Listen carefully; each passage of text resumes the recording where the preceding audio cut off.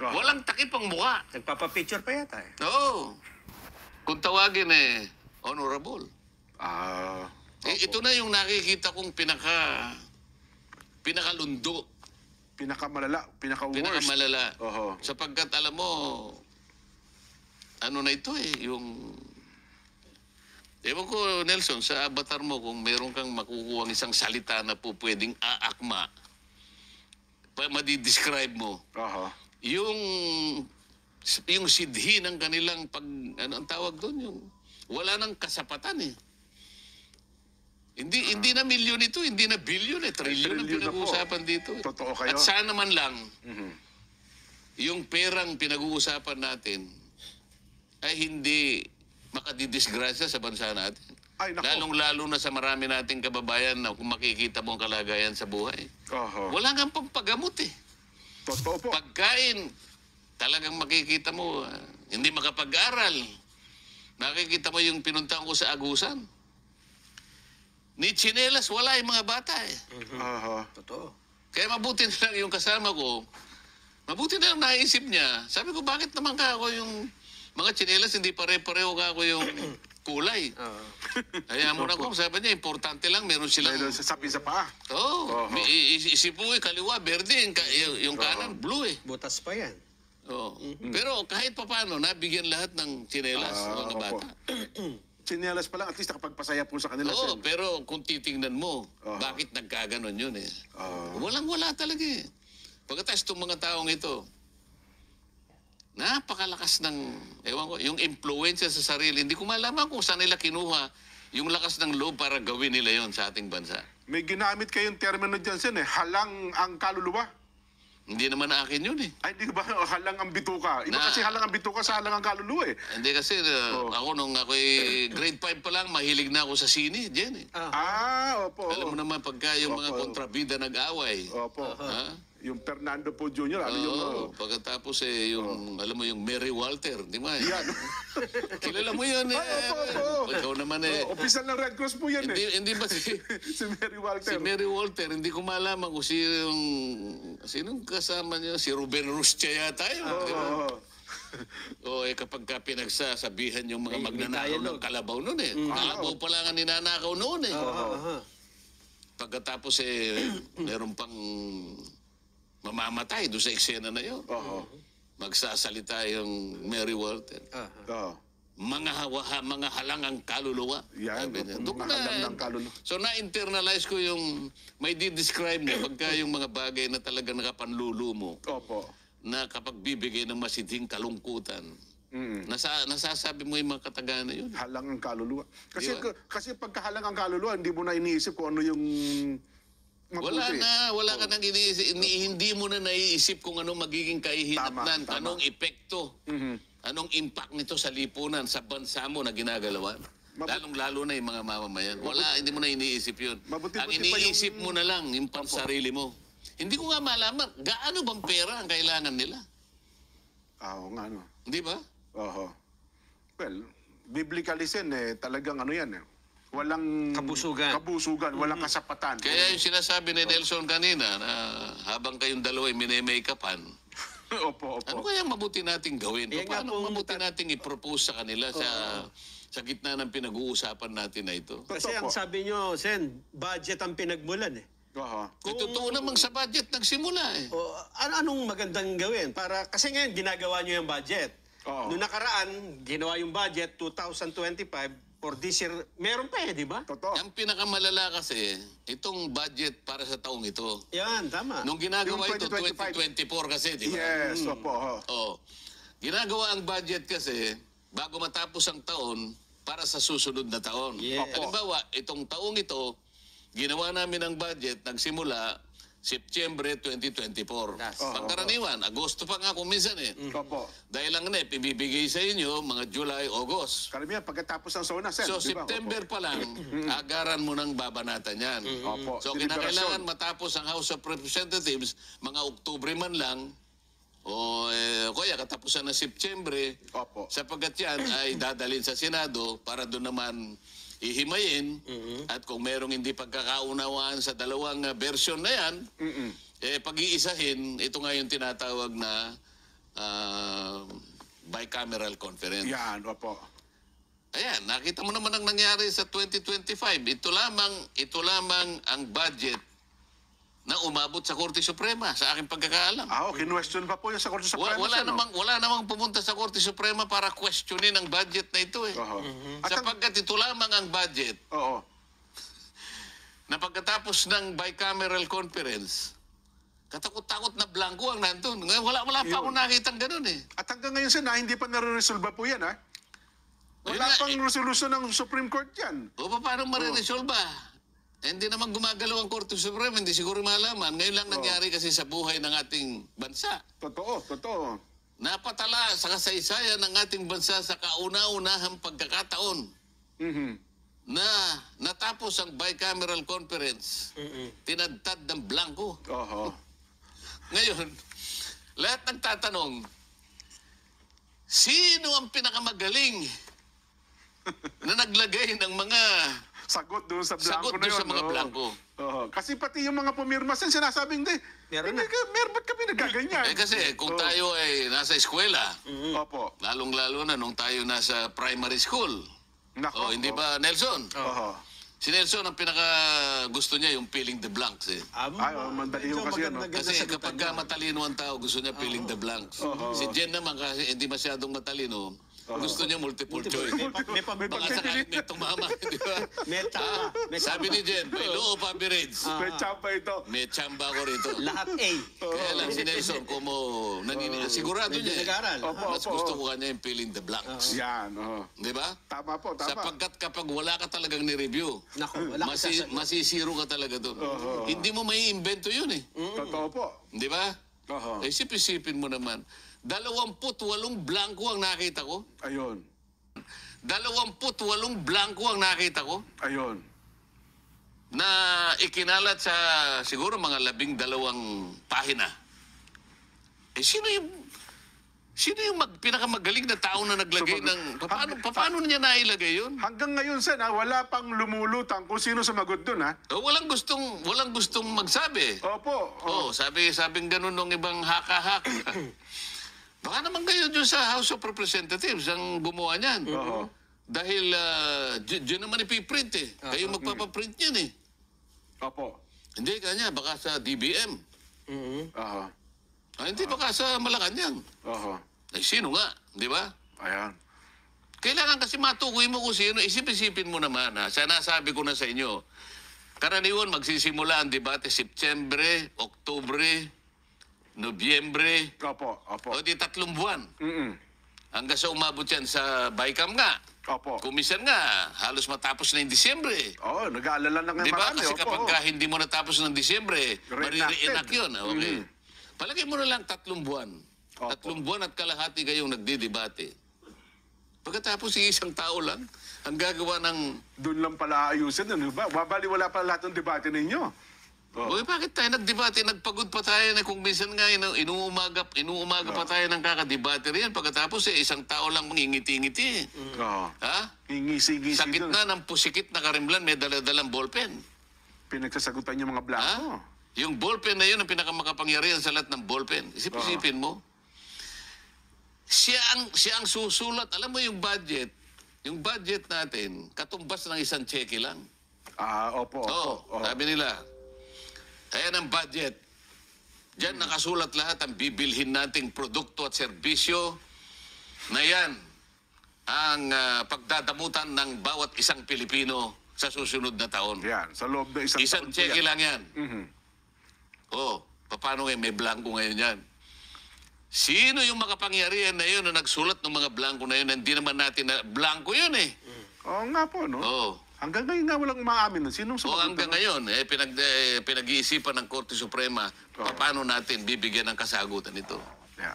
Sapagkat ang iniisip, Sen, kasagutan, para ito'y wag nang maulit, paano ito susolusyonan, 300 mahigit na mambabata sa Kamara, 24 na senador, meron bang nakapag-isip sa inyo? Halimbawa, sa inyo pong mga mambabatas, kung paano nga kaya mahihinto o masosolusyonan itong problema ho ng pambansang budget natin? Hindi kasi nagkaroon ako ng idea. Kaya nga nagkakaroon ng ganong mga eskema eh. Kaya nagkakaroon ng ganong mga adventurism.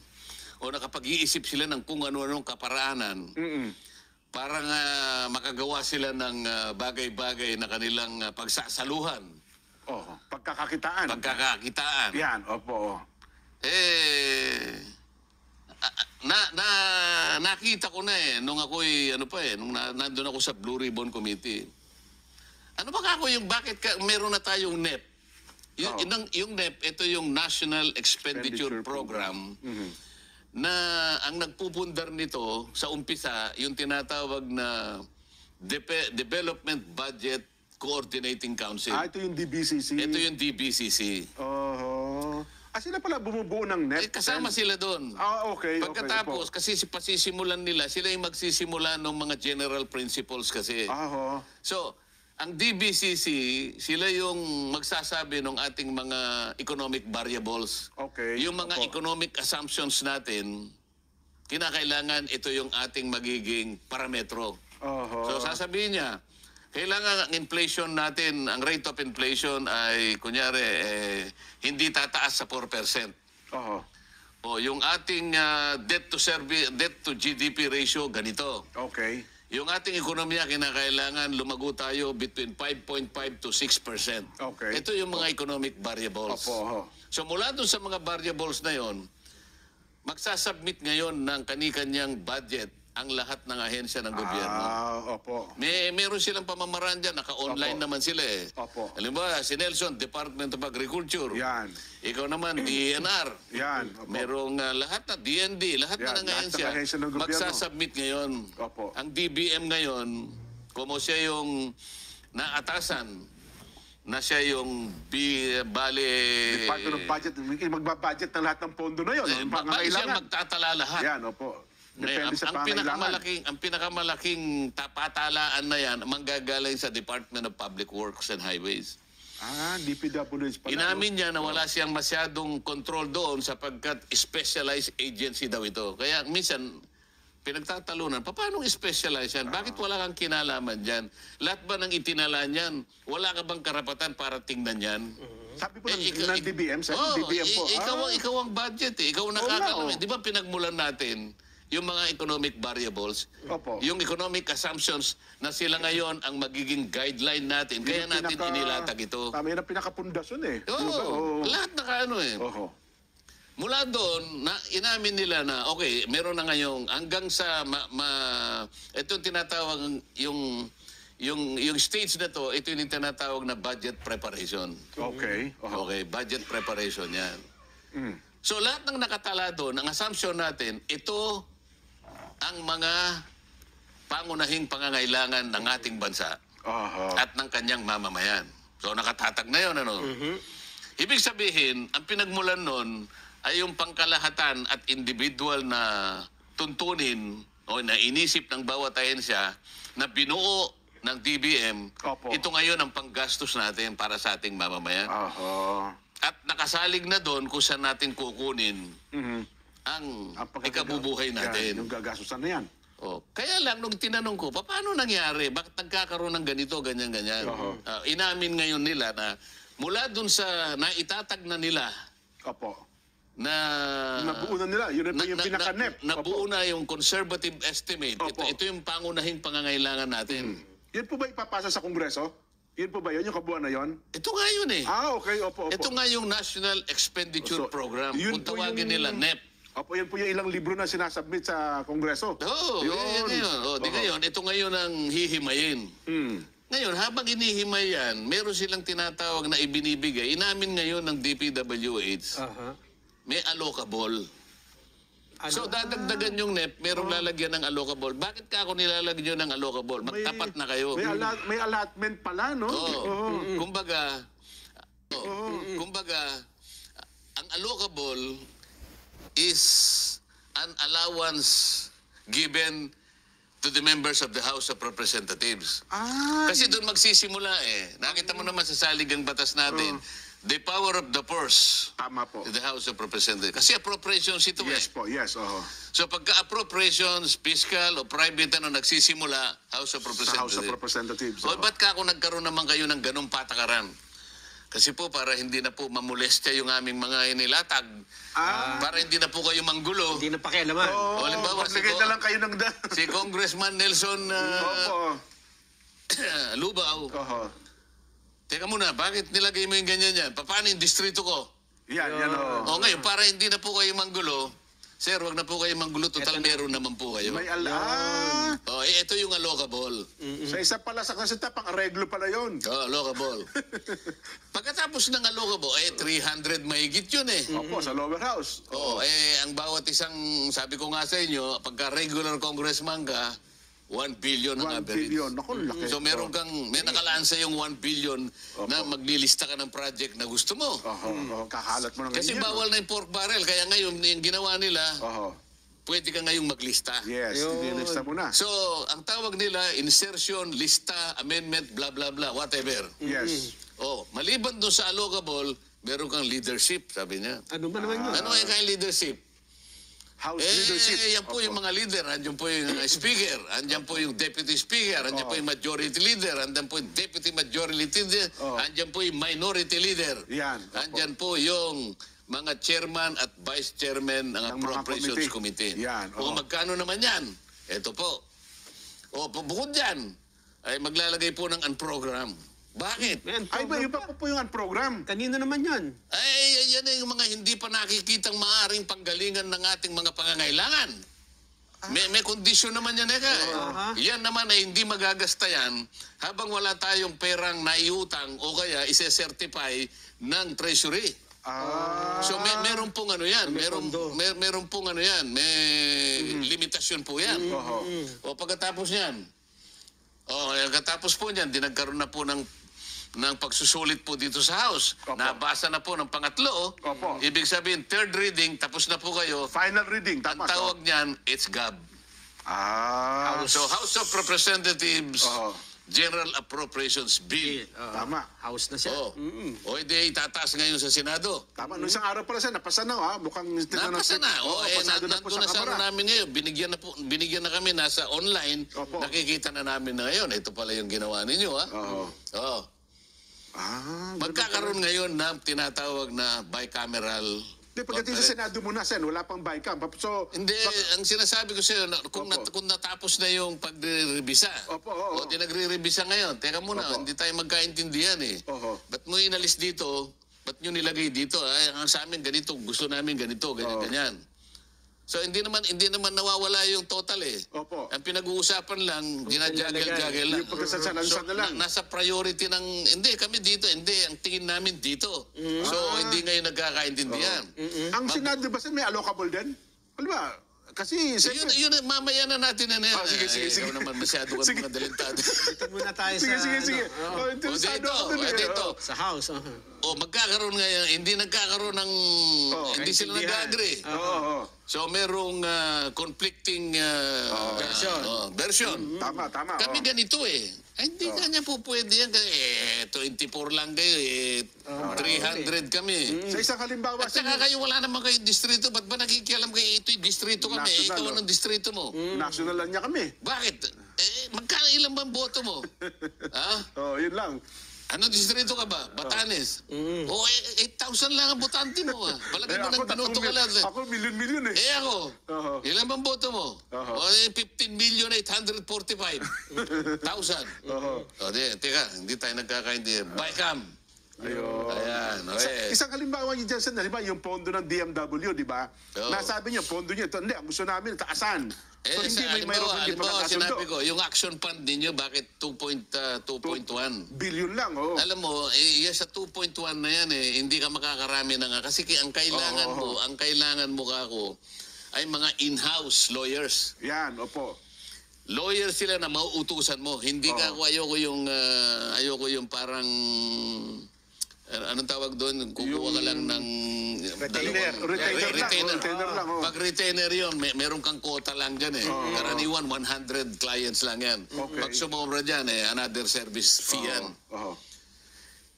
diyan nakasalalay ka ako ang buhay ng mga OFW natin. Nandyan ang 90% na problema. Sa ayon mo sa gusto magkakaroon ng problema yan. Napakaraming factors ang aalalahanin mo dyan. Pagkaraniwan na, pagka nagkaroon ng problema, inuuwi natin. Wala namang kasalanan pero tayong uuwi. Kaya tayo pinagtatawanan ng mga employers. May uwi na lang. Kailangan ilaban natin. Paano natin magagawang ilaban? Wala naman tayong lawyer. Kailangan makakuha ka man lang kako ng ganito karaming lawyers. Opo. Kailangan mo doblehin yan. Kung na-approve na ng Kamara, kaya gusto nyo, dagdagan. Wala pa pwede namin dagdagan yun eh. Ayun. So, merong hindi pagkakasundo nga ang Kamara doon sa punto na yun. Ngayon, magkakaroon ng BICAM ngayon.